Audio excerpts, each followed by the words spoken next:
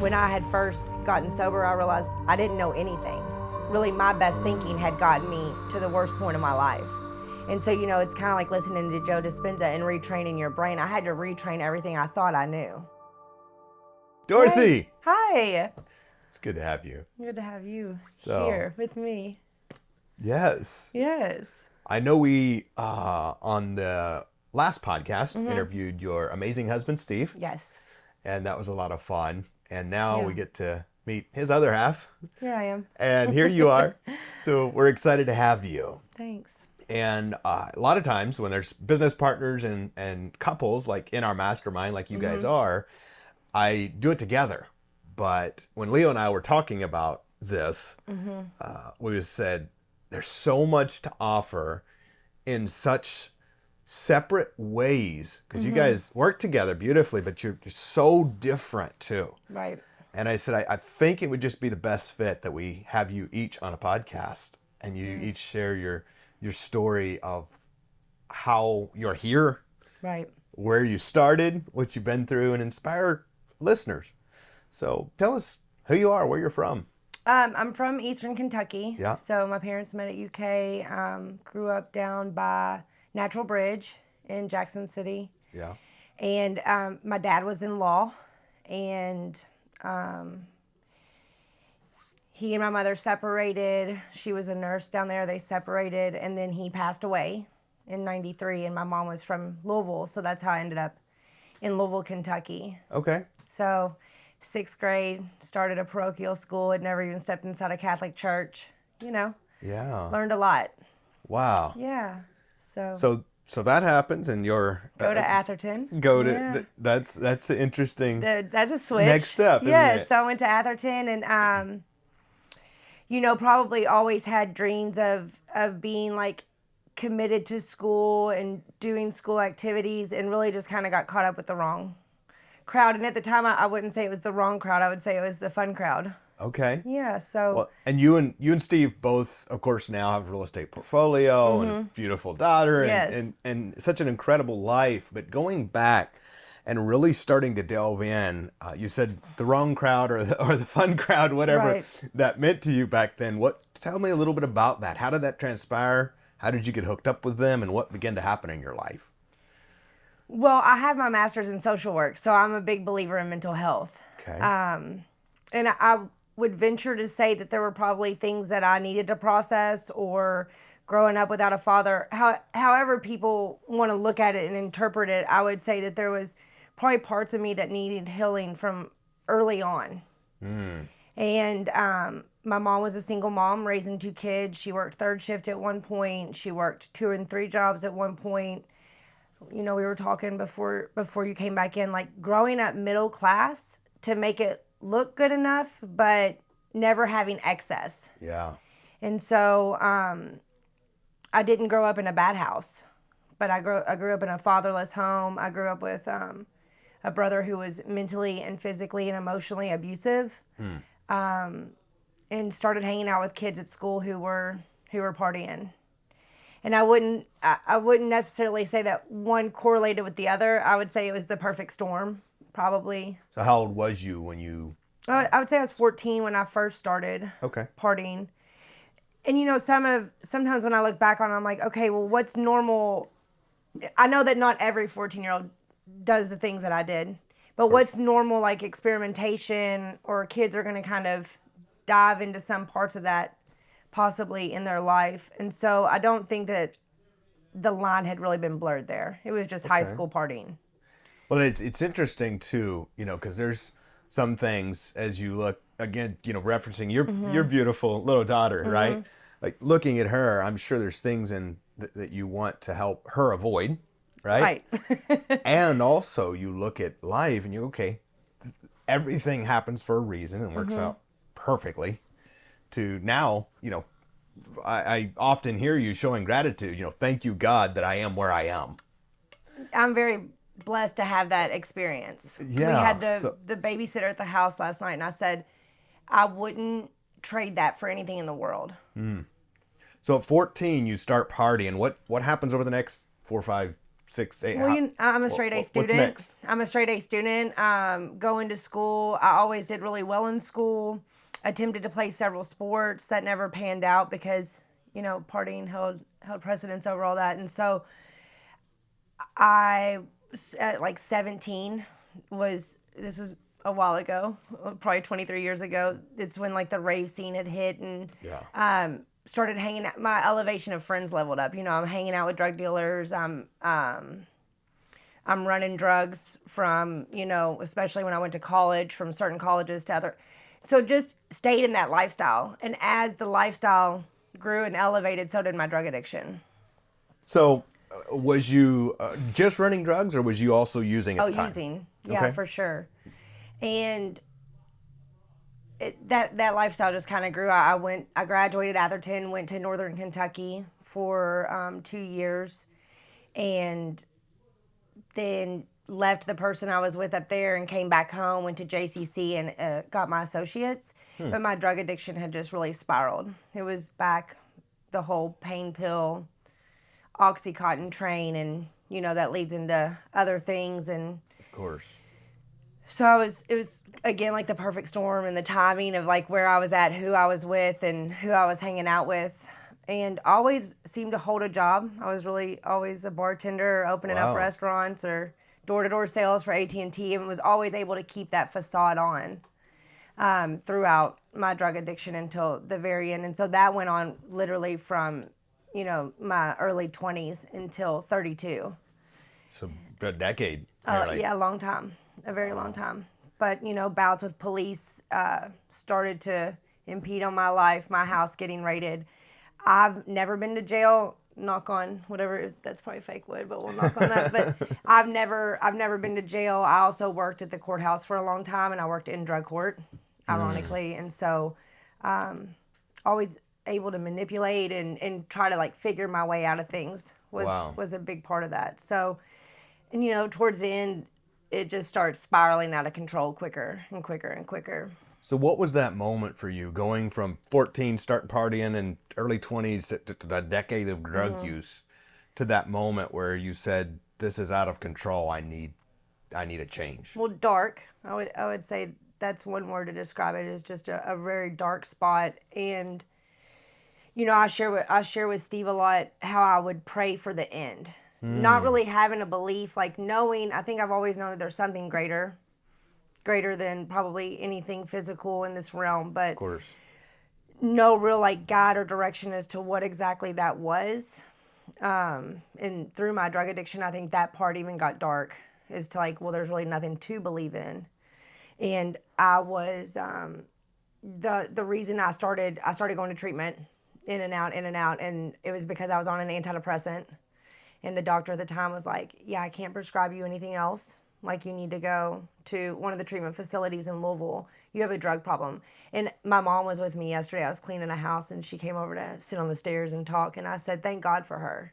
Wow. Thank God for, because she's still our primary care physician all these years later. And I said, thank God for her. She probably saved my life. And I think people were intervening in the last couple of years. I overdosed in my best friend's house, who I call Sis, and she kicked me out. I've taken her out. We've gone on a date, and I've made amends to her for that, because at the time I didn't see that something was intervening through her to save my life. Right. And, it was at that moment I packed up my stuff and was like, I'm going to be homeless. And I told Steve over the weekend, I was like, what if like we made videos of like where I used to sleep in my car and what my life used to look like? And when I say homeless, I didn't last very long before I ended up, at the healing place, the homeless shelter at 15th and Hill in Louisville. And I didn't get sober that time. That was a 2-year journey of back-to-back treatments. I went out of town. I stayed in town. I got shipped all over town. I had people pay for treatment. I probably had the government pay for treatment. I did free treatment. Wow. Yeah, and I think really when it changed was I got kicked out of the healing place because I got high while I was there.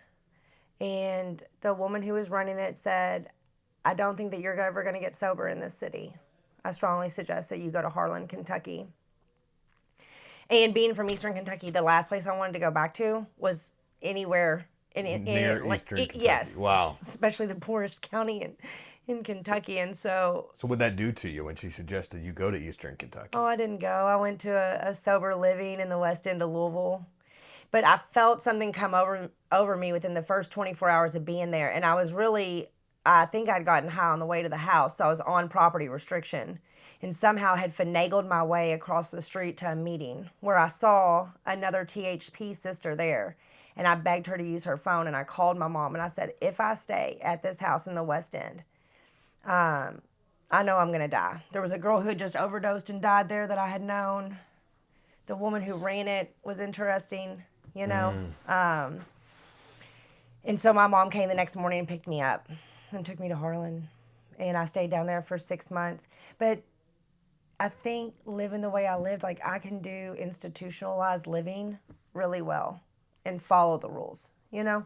So for people who listen to this and are hearing your story of kind of how that happened, that what you call downward spiral, what would you say that would be your message to them to go from 32 in Harlan County for Harlan, Kentucky for 6 months to sober, now where you are with an amazing husband, beautiful daughter? Like what was that switch? I came home from Harlan and went on my very last run ever for 10 months. So I came home 6 months sober and went out for another 10. And that was probably the darkest. And I prayed for the end to come. And it didn't come, which now I'm grateful for. Never thought that I would get married, have a kid, ever have the life that I have now. We were just in Italy together, wasn't we? Yes. And that was like a dream and a much needed break, you know, from our toddler and with friends. And it just got so dark, and I prayed for the end, and the end didn't come. And so I just knew that I needed to get sober, and I went back to the healing place and committed to do, you know, their program and do their things. And sometimes when I think about the commitments that we should hold to each other in the group, I'm like, dude, you did that. Like, you can do this. And I was telling Steve, like I was telling myself that the other day, like, if you can do that, you can do this. Yeah. And so just trying to find that oomph that, like, really you've got to do this to change your life. And so I got sober on January the 5th or the 6th of 2015. And I stayed in that fellowship for about 4 or 5 years. Wow. And got taken to Iron Bell to see Stephen McWhorter, got taken to some crazy churches out in the county. For people that don't know, Stephen McWhorter, also now song leader at the church I go to. Yes, he's amazing. Incredible singer, just a great blessing. Right. And so somebody took me to the barn and he told his story. Wow. Right. And just that connection and knowing that he's connected. Yeah. And so, like, being there and, like, praising and really worshiping and, like, being covered in goosebumps and, like, oh my God, like, what did that for him did that for me too. Wow. Because he had some overlaps of your story as far as being hooked on meth and going through the challenges, some similar challenges to what you shared, correct? Right. For sure. Yeah. Yeah. That's just incredible. And I think it's important for everyone hearing this because two things. First off, you see in your life, it's a lot of repetitive cycle until one day, miraculously, really, right, you're with your marriage of self-discipline and whatever all come together and says, I'm not going to do this no more. And the second thing is to realize that everyone in the world has a discipline somewhere. Some people self-proclaim they're lazy or what. Something they're good at and doing. Except if we can transfer that discipline, the same discipline you had to get off drugs, right, to buying real estate or to leveling up your personal life, whatever that is, like, that's powerful that you can use that same tool in all aspects of life. Right. Yeah, and I think that that's just become really apparent over the last week, because even when we were getting ready to come do this and you were like, just write the bio about who are you. Yeah. And so, over the weekend, I'm like, man, that's really deep.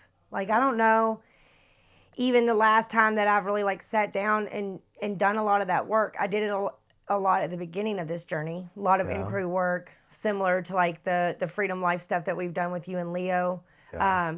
Freedom Life, for anybody that doesn't know, is the mastermind. Yes. My amazing friend and partner, Leo, Yes. and I run, and you guys are a part of, incredible part of. And you developed what I would consider that to be inquiry work and accountability, Yeah. similar to what I had done in the beginning. Because when I had first gotten sober, I realized I didn't know anything. Really, my best thinking had gotten me to the worst point of my life. And so, it's kind of like listening to Joe Dispenza and retraining your brain. I had to retrain everything I thought I knew, That is a powerful statement. My best thinking had got me to the worst point of my life. Yeah. And I'm talking about, I'm a straight A student. I can go to Yeah. college. I can, get a bachelor's, get a master's. But my best thinking had gotten me to 15th and Hill again. And I was like, okay, I was completely defeated. So there was nowhere to go but up from there. Yeah. There's no other option. And so, but I think the journey always continues. I'm still a huge advocate for mental health. I just ran a mental health office for a friend of mine for 2 years. I participate in my own mental health journey. And I think it's super important to always do work on yourself, no matter in what realm you do it, Absolutely. Whether it's workout or yoga or energy work or therapy, I'm still a huge advocate for that. And I don't think I ever want to stop growing. I want to go back to something. You mentioned Steve McWhorter earlier and going to the barn. Yes. Going to the barn where he was singing at the time. If you could delve a little bit deeper into that, when you mentioned you felt what you had, I guess, never felt really before. The spirit. Yeah. Some form of that, yes. Delve a little bit more into that. What happened in that moment? How'd you feel? What transpired? Well, I was hanging around with people who had some kind of concept of God. And I started to get with the fact that, like, my God didn't have to look like their God. And I literally went to, I don't know how many different churches in Louisville, Kentucky, and surrounding counties, just trying to, like, get a grasp of, like, what that would look like for me. And I had there were a couple at the time in the group, and I messaged the guy. He was super in tune with something. And I was like, I don't even know how to pray. Wow. So to, like, really humble myself. Yeah. Because pride and ego, we all have it. Of course. Everybody in this room has it. I still have it. But to really, like, crush that down and ask somebody else, like, it sounds ridiculous. Can you help me pray? Like, that sounds ridiculous. I'm getting ready to ask a grown man to do it. But just knowing, like, I wanted to go somewhere other than where I had been going. Yeah. And this whole, like, I don't believe in anything started to evolve into, like, there's something far greater. I'm still here. Yeah. Because there's a lot of people that I know that aren't still here. And there's a lot of people that I know that are still fighting for their lives on the daily. And I had the wife of this guy at the time. She was really into, like, Lauren Daigle. I was going to, like, a lot of, like, all women's lake trips with her. She was taking me down to the river to meditate. So it was just really starting to grow into something. And then I got taken to the barn. And, Stephen told a story. Yeah. And, I'm really transparent as opposed to Steve. And seeing that kind of transparency in somebody else and being able to relate to it is so powerful and tangible for me. It's what I need. That's the kind of connection that I crave. And Stephen McWhorter is definitely that. Definitely. And to, like, Yeah. see people, like, have their hands up and, like, really worship. And I do that to this day when we go to church. I believe that that's the least I can do. It's like a thank you from me to whatever it is that I believe in. Wow. Which, doesn't have to be yours. And so I repeatedly went back to the barn. I repeatedly got covered in cold chills. I continued to go there on Wednesday mornings and pray and journal when they have open barn time. And really it just grew from there. I've been to see Lauren Daigle a few times. I have my baby obsessed with her. That's awesome. How old is your little one now? She's going to be 3 That's in exciting. November. Yeah. So, and I think that she has a lot of those qualities about me that I don't know if anybody ever encouraged me to explore as a young child. My mom instilled a lot of fear in me. A lot of poverty mindset. Right. And not at her fault. She did the best that she could with what she course. knew, And just knowing that when you know better, you can do better. Yeah. And that I don't have to carry on generational things or pass down anything to my daughter that I don't ever agree with, or that I don't give her the opportunity to make up her mind herself on that. I think that's very special what you said. I don't have to pass that along. Because I've heard people say before, like, well, that's what my mom did. That's what my grandma did. Or that's how my dad was. That's where I get. And it becomes a crush for not changing. And it's so incredible. A perfect living example of someone who comes in and says, I thank God for what I went through. It got me to where I am. And I can change the generational curse. I can change the thing that has been going on for my family and for those around. Because you're impacting so many around you. You just led a group of, 1,500 women? Yes. A week or two ago, Yeah. with prayer, meditation, yoga. I don't know what you It was doing. like a yoga warm up at the Heart Walk. Yeah, so you're that was already fun. impacting hundreds and hundreds of people in such a way. And I think that's very special to realize you're making that change for your daughter and for those around you. Yeah, I do too. I think it's important, and I don't want to shun her so much that she's not aware of what's going on in the world. Yeah. And I don't want to diminish her in any area that she would want to explore. And not that was done to me. I just don't think that my mom knew what it was like to take care of herself. Yeah. To give herself time for herself. I think my mom was really selfless. Yeah. And I carry a large part of that in my daily life. I'm super selfless. And so even being a part of this group, realizing I do hold this power, and I discovered that when I went through yoga teacher training a couple years ago, the power is in everyone in this room. It's whether you choose to tap into it or not. Well, okay, so then you tap into it. So what are you going to do with that? And so that's still a daily work. Of course. We're all growing. Yeah, I'm so selfless and I want to do so much for others. But it's I told Steve over the weekend, at what point do I kind of say, I'm going to put all that on hold and really pour into myself. And he's like, well, you have accomplished you got your master's and, you opened Loca and you've done all these things. I was like, yeah, but when's the last time I had a clear idea on what I wanted with my life and poured into it 1,000%. Yeah. Yeah. That's interesting. And what would you say, because for all of us, I think it's easy to get busy. Yeah. Just get busy, right? And doing what we do for those around us, for ourselves, for our families, and for work, or for whatever we feel we need to do. And it's something my friend and mentor, you hear me talk about, Ron LeGrand, always said, most people are so busy making a living, they never have time to slow down and get rich. And I think it can be transferred to all aspects of our life. So busy doing what needs to be done. So for the mom out there raising a family, or for that young girl who maybe is in a bit of a lost place like you was as late teens, early 20s, what would you say to them to inspire them that they can grow to where you are now? You guys having 17 doors, having a real estate portfolio, having businesses, having the things you guys have. What's the one thing I would tell them? That's a really good question. I had made a post not too long ago, if I could go back and tell my 20-year-old self anything, what would I tell her? And I think I chose not to tell her anything. Really? Yeah. That's interesting. And why was that? Just because I learned so much. I've learned so much over this journey. Do I wish that somebody watching this goes out and makes the same decisions that I do to come to the same conclusion? Absolutely not. So let me reverse that question. So you chose not to tell your 20-year-old self anything. Was that because you thought your 20-year-old self had to go through what you did to learn? Or because you thought that you wouldn't be able to relate in a way that your 20-year-old self would understand? I don't know if my 20-year-old self would have known what I know now. I don't know if they'd be the person that I am today. I feel like I learned so much from it.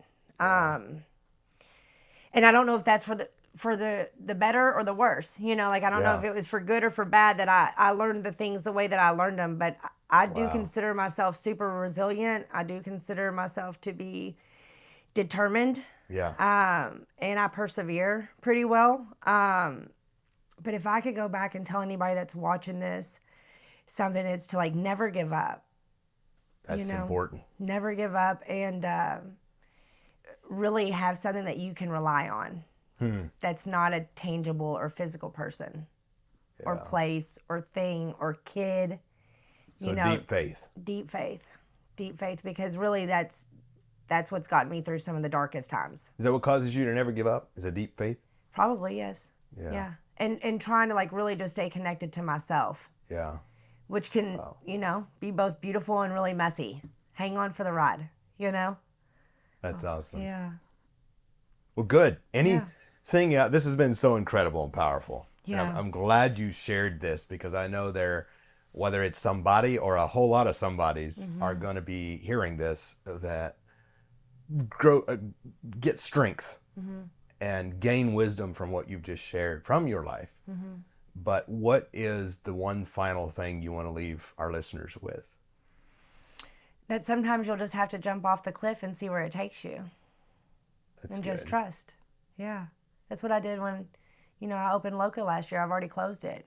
Yeah. But I did that, like, there's not a lot of people, there's possibly not a lot of people that will ever do that. They'll always think, like, I want to do that. Yeah. But fear will hold them back. Fear's I love a liar. that about you, yeah, Dorothy. Fear's a liar. You don't view what people would call failure as failure. It's only a learning moment. Well, yeah, you can't. It's powerful. When I stopped doing like the woulda, coulda, shouldas and, that was a mistake, and I looked at it like that was an experience.